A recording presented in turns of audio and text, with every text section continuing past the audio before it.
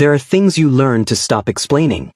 The scar, for instance, curved, about 4 inches long, sitting just below my right ribcage like a quiet punctuation mark on a sentence I never finished out loud.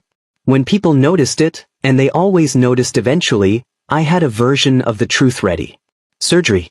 Years ago. Nothing serious. Both parts were accurate. Neither part was complete. The complete version involved a man named Elliot Kane. And that was a story I had decided, quite firmly, that I was done telling. Except life has a particular sense of humor about the things you decide you are done with. My name is Jamie Solis. I am 28 years old, I make excellent coffee, and for the past 14 months I have been employed as a personal assistant to one of the most powerful men in the city. His name is Nathan Cole. If you live here, you know the name. If you don't, here is the summary. 34 years old, inherited his father's pharmaceutical empire at 26, tripled it by 30, and operates with the kind of focused cold efficiency that makes boardrooms go quiet when he enters. Dark-haired, jawline that has caused genuine productivity loss among his staff. I mention this last part only because it is relevant to understanding how thoroughly I had convinced myself it wasn't relevant to me. I needed the job. I was good at the job. Nathan Cole was my employer, not a person, and the fact that occasionally, very occasionally, he would look up from his desk and say something unexpectedly human was simply a workplace variable I had learned to manage. That was the story I was telling myself in month 1. By month 14 the story had developed some significant structural problems. The morning everything changed started like every other morning. I arrived at the Cole Tower at 7:45 with his coffee, black, no sugar, temperature specific in a way that had taken me 2 weeks to perfect, and a printed summary of his 8 o'clock calls. I set both on his desk without being asked. He was already there, jacket off, sleeves rolled, reading something on his screen with the focused intensity he applied to everything. He reached for the coffee without looking up. "Henderson called last night," he said. "Move the 3 o'clock. "Already done." I rescheduled to Thursday. He looked up then. Assessing. The look he used when something had been handled correctly, and he was registering that fact without necessarily announcing it. The foundation board needs the quarterly report by Friday. Draft is on your shared drive. I flagged 3 figures that need your review before I finalize. He was quiet for a moment. "You flagged them or legal flagged them?" "I flagged them. Legal hasn't seen it yet."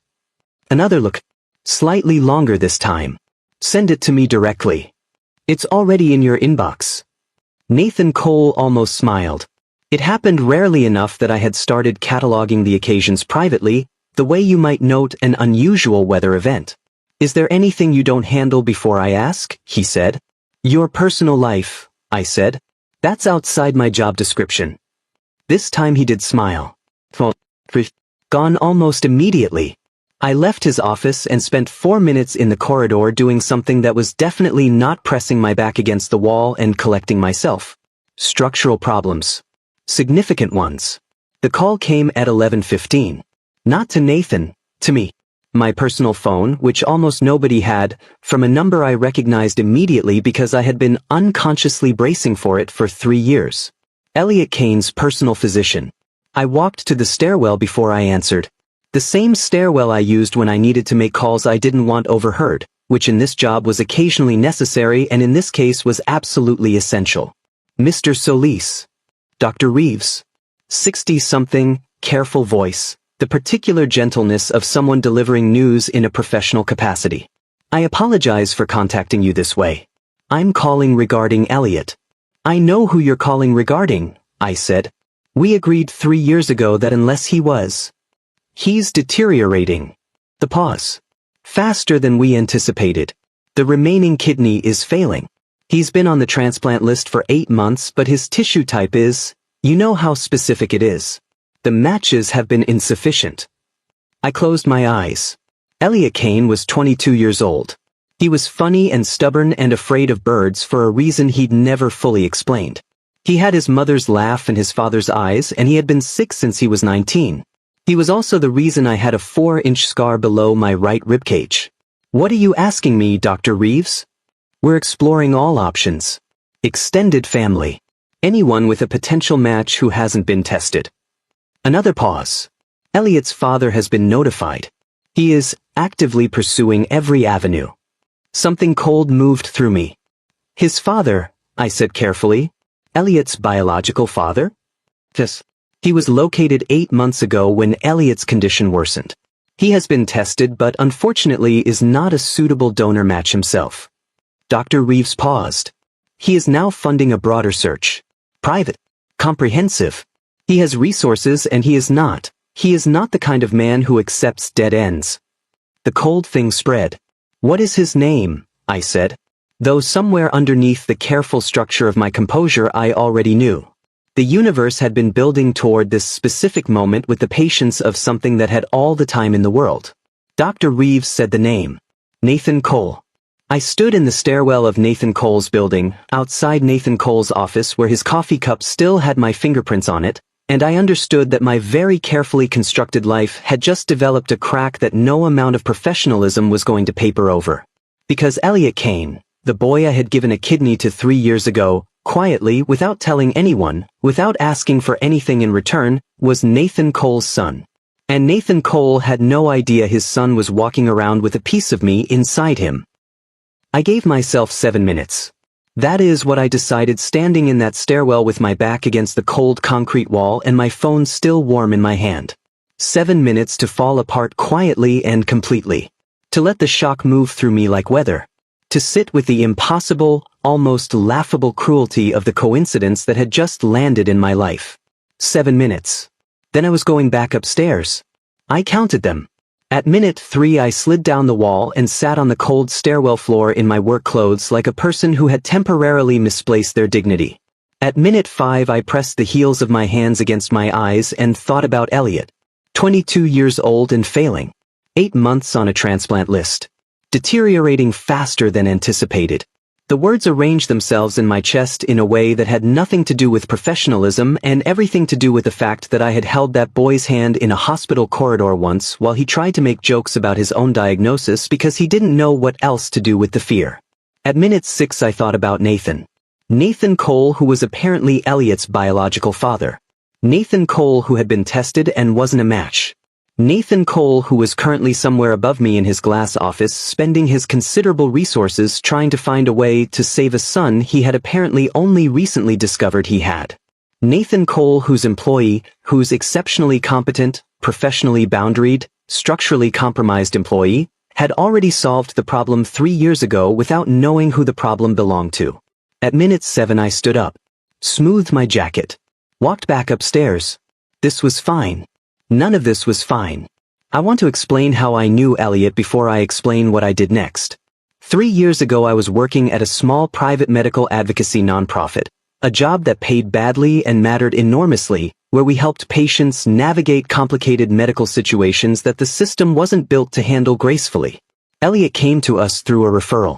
19 years old, newly diagnosed with a degenerative kidney condition, and absolutely alone in the way that some young people are alone. Not dramatically, not loudly, just quietly without anyone in their corner who knew what to do. His mother had passed 2 years earlier. His father was, at that point, an unknown. A name on a birth certificate that had never translated into a presence. I was assigned as his case advocate. What I was not supposed to do was become genuinely attached to him. What I was not supposed to do was sit with him through 6 months of appointments and setbacks and dark Tuesday afternoons when the prognosis felt suffocating. What I was absolutely not supposed to do was volunteer for donor testing when his numbers started dropping and the list wasn't moving fast enough. But Elliot made terrible jokes when he was scared. And he always asked how I was doing before I could ask how he was doing.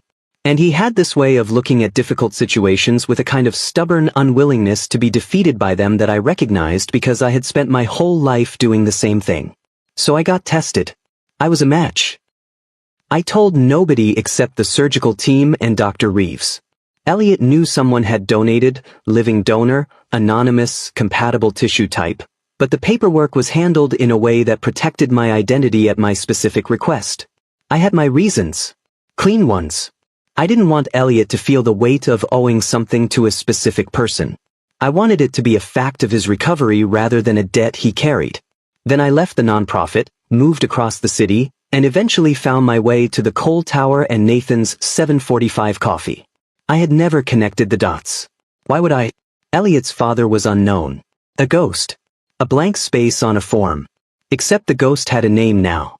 And I had been making his coffee for 14 months. The file was on his desk at 2:15. I noticed it because noticing things on Nathan's desk was part of my job. Tracking what had arrived, what needed action, what was sensitive. This one was different from the usual documents. Thicker. Tabbed. A medical insignia on the cover that didn't belong to any of our pharmaceutical partners. Nathan was in a meeting. I was in his office to leave the Thursday schedule when I saw it. I should have left immediately. Instead, I stood very still for approximately 4 seconds. Then I leaned forward slightly and read the visible tab on the top section. Donor search, extended tissue typing, Kane. My own name was not on it. My donation had been anonymous and the record sealed. There was no reason, no logical reason, for any thread to connect Jamie Solis, personal assistant, to that file. But my hands were not behaving logically. I stepped back from the desk.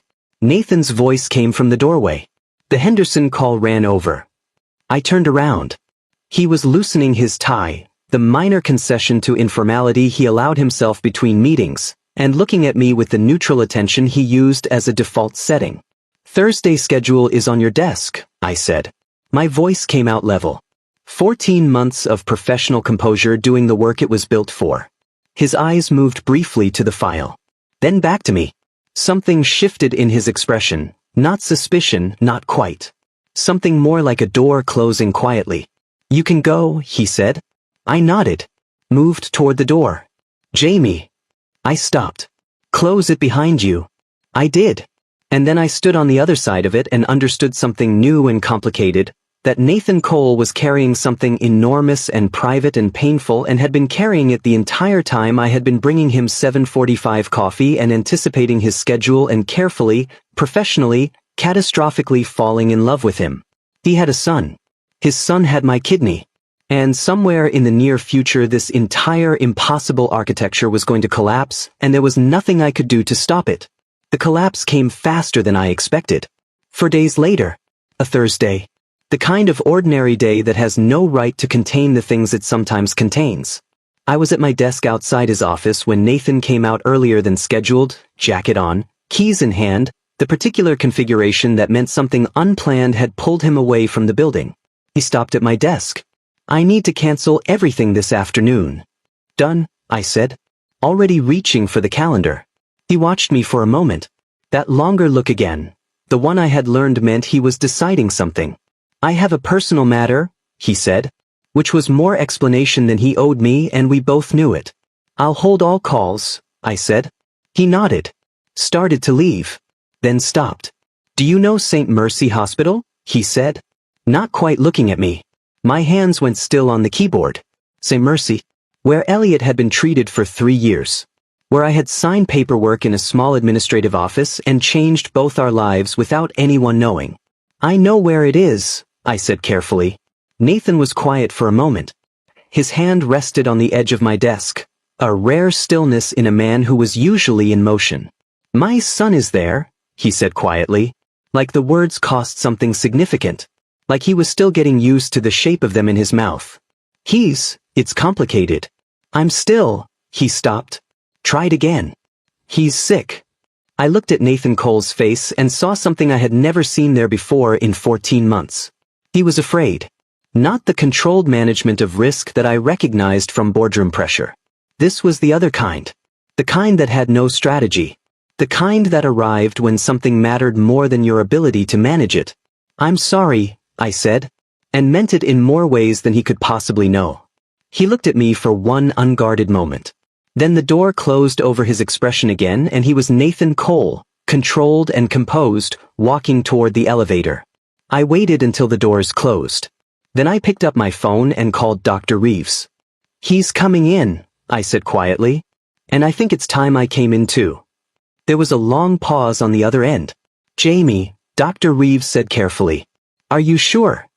I looked at the closed elevator doors. At the space Nathan had just occupied. At the file I had seen on his desk and the scar I had stopped explaining and the 14 months of careful distance that had never actually been distance at all. No, I said honestly. But I'm coming anyway. St. Mercy Hospital smelled exactly the same. That was the first thing that hit me walking through the main entrance. That specific combination of antiseptic and recycled air and something underneath both that had no clinical name but that my body recognized immediately. It pulled me 3 years backward without asking permission. To a different version of myself. Younger. Less careful.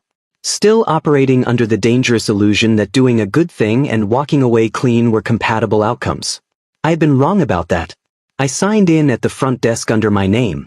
My real name. No advocacy organization listed, no professional affiliation. Just Jamie Solis, visitor, here to see Dr. Reeves. My hands were steady. I was genuinely surprised by that. The nurse directed me to the 4th floor. I took the stairs because the elevator felt too enclosed for what I was carrying and I needed the extra 90 seconds to organize my thoughts into something resembling a plan. The plan was simple. Incomplete, but simple. Tell Dr. Reeves I was ready to be identified as Elliot's donor. Allow the medical team to determine whether the original donation was still functioning optimally given Elliot's current deterioration. Be honest. Answer questions. What the plan did not include was what to do about Nathan. That part one had not solved. That part lived in a category I had labeled unmanageable and left there because looking directly at it for too long produced a feeling in my chest that I had no professional framework for processing. I pushed open the stairwell door to the 4th floor. Nathan was standing at the nurse's station 20 feet away. He hadn't seen me yet. He was talking to a doctor I didn't recognize, a younger man with a tablet, speaking in the low efficient tones of someone delivering a medical update. Nathan was listening with his whole body, the way he listened in meetings when something genuinely mattered, that absolute focused stillness that meant every word was being processed and retained.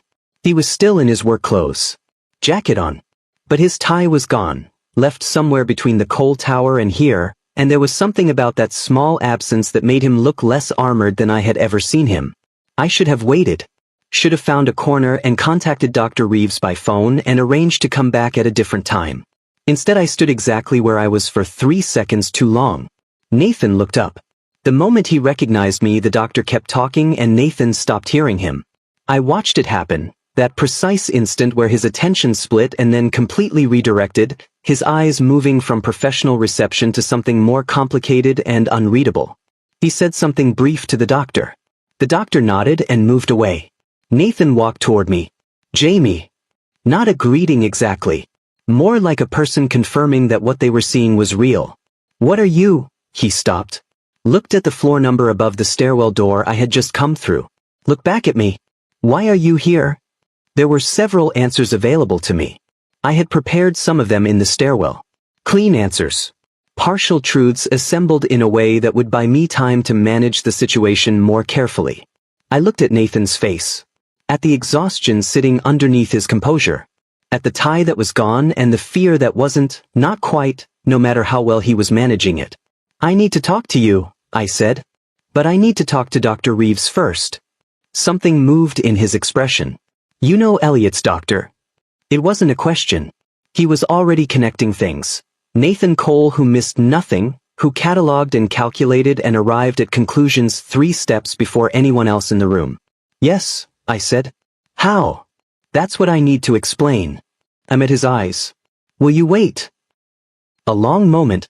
The hospital moved around us. A nurse passing, a monitor beeping somewhere down the corridor, the ordinary busy machinery of a place where people's lives hung in various kinds of balance. How long? He said. 20 minutes. He looked at me for a moment longer. Then he nodded once and moved to a row of chairs against the wall and sat down. Jacket still on. Back straight. The posture of a man who had taught himself to wait without showing what the waiting cost him. I found Dr. Reeves. His office was small and organized and smelled like old coffee. He stood when I came in and had the expression of a man who had been anticipating this conversation for some time and was still not entirely sure he was ready for it. You came, he said. I said I would. We sat. He folded his hands on the desk in the way he did before delivering difficult information. Elliot is stable for now, he said. But stable is relative. The remaining kidney is functioning at 31%. We have perhaps 4 months before we're looking at dialysis as a permanent situation rather than a bridge. He paused. The original donor kidney, your kidney, is functioning well. Better than well, actually. It integrated in a way that was, frankly, it was the best outcome we could have hoped for. Something loosened slightly in my chest. He doesn't know it was me. No. The anonymity has been maintained completely. Dr. Reeves paused. Until you choose otherwise. Nathan Cole is outside, I said. Dr. Reeves was quiet for a moment. I know. He comes every day. Every day. I absorbed that. Nathan Cole, who ran an empire and controlled everything and apparently came to this hospital every single day for a son he had only recently found. He's funding the donor search, I said. Extensively. He's brought in specialists from 3 countries.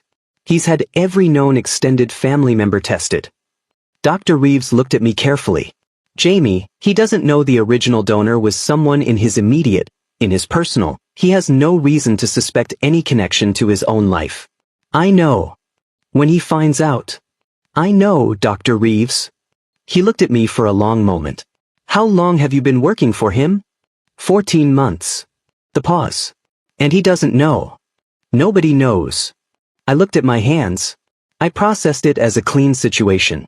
Anonymous donation, case closed, move forward. I didn't know who Elliot's father was. There was no reason to think. But now you know. Now I know. Dr. Reeves was quiet for a moment. Outside the small office window, the hospital sounds continued their steady rhythm. Someone laughed distantly down the corridor. A completely inappropriate sound for the weight of what was sitting in this room. There's something else, Dr. Reeves said. His voice shifted into the careful register that meant the difficult part was arriving. Elliot has been asking. About the donor. He's older now, more aware of what was done for him, and he wants to know who it was. The pause. Not to impose. He was very specific about that. He just wants to say thank you. I closed my eyes briefly. Elliot. Who asked how you were doing before telling you how he was doing. Who made terrible jokes when he was scared.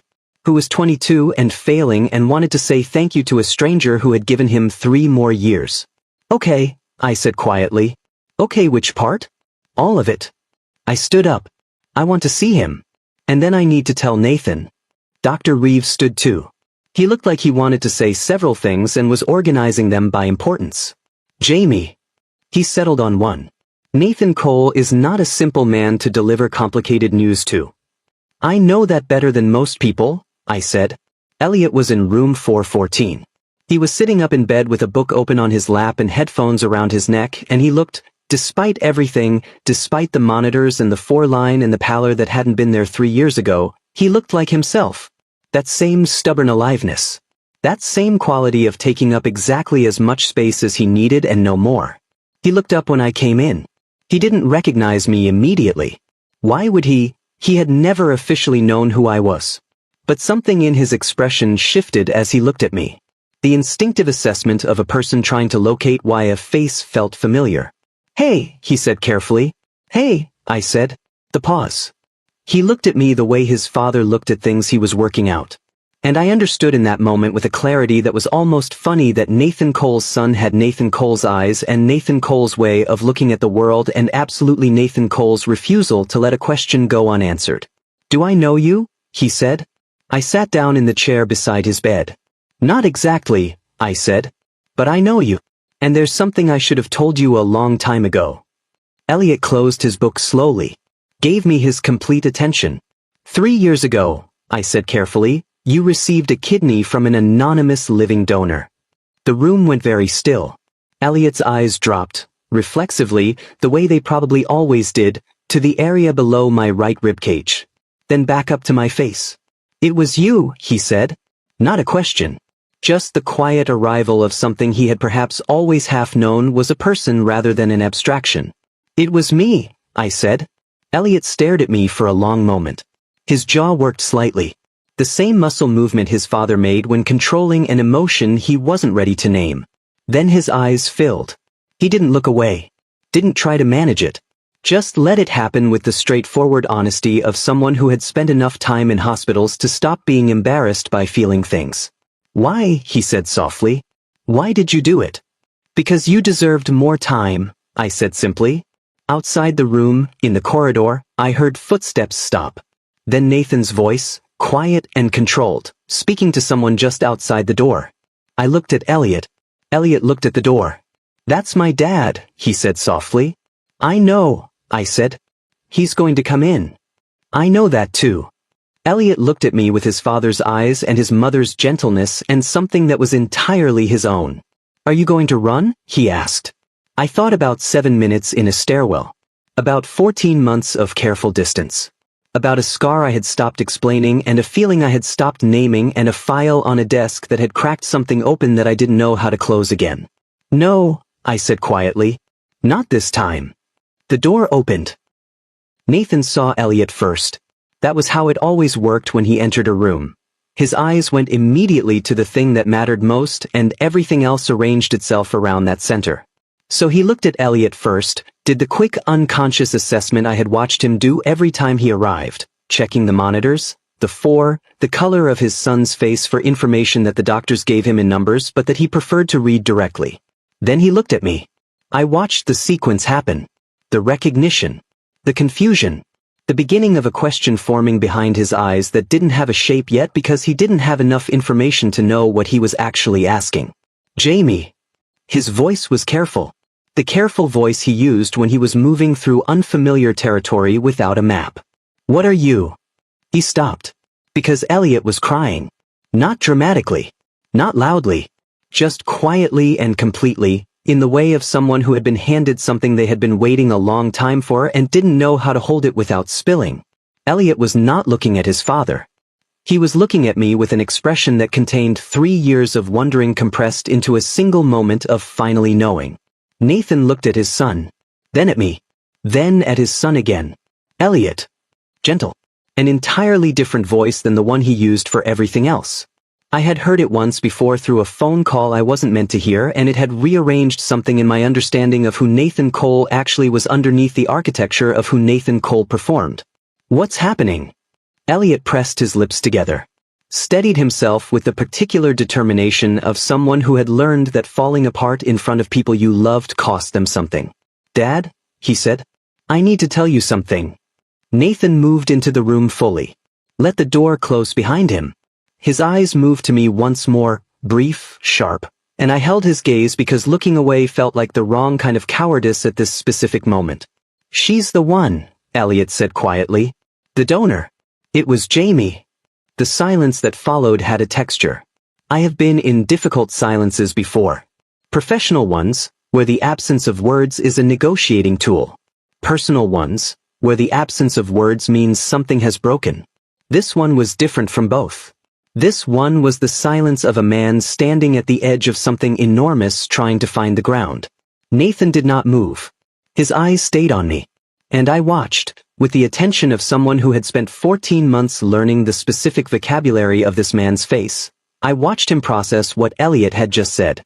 Watched it move through him in layers. The factual layer first, the information itself, the connection, the timeline. Then the next layer, deeper. What it meant. Then the layer underneath that, the one he would not have allowed himself to reach in any other circumstance. He took one breath. Then he said, very quietly, "How long have you known?" "That it was your son?" I said. "For days." That he existed. The pause. That I had a son. "I didn't know who his father was when I donated," I said. The file listed the father as unknown. I had no reason to connect. I stopped. I found out 4 days ago. When Dr. Reeves called me. Nathan was quiet for a moment. "You came in today to tell me?" "Yes." "You could have told me at the office." "I know." "Why didn't you?" I thought about that. About the 7 minutes in the stairwell.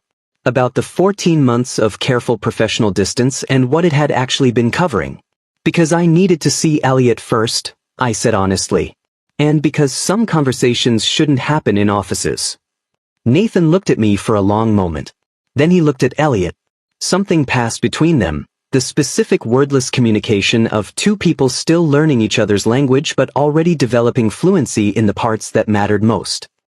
Elliot looked at his father with an expression I recognized. It was the same look he'd had in that non-profit corridor 3 years ago when a prognosis came back worse than expected and he was trying to figure out how to absorb it without showing how frightened he was. "Dad," Elliot said. "Sit down."